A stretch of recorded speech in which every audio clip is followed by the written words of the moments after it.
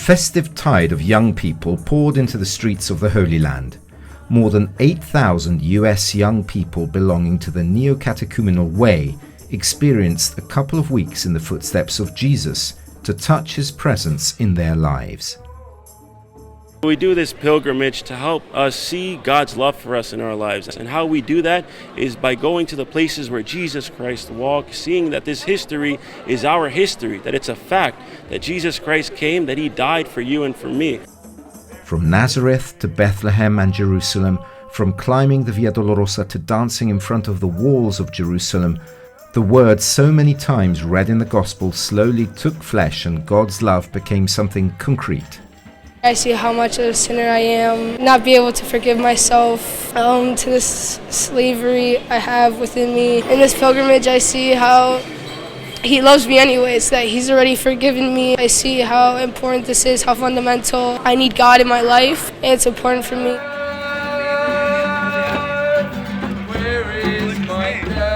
Many of the youth have come with many big sufferings of abandonment, of abuse, of being neglected, and yet Jesus Christ comes in this pilgrimage with all of us, right? He's able to give us a word of hope, of life. I want to be with you. I love you. I'm leading your history. And many of these youth come with these big sufferings, and they're able to see really that God loves them.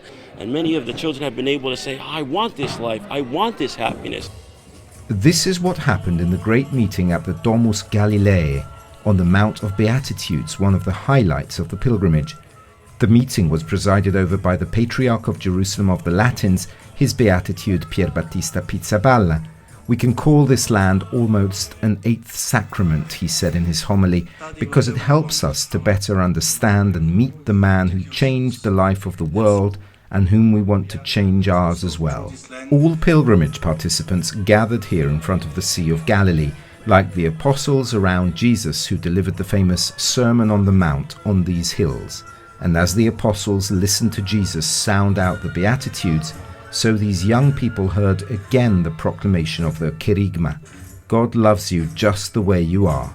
From here comes the possibility of new life. One just needs to open the heart to God.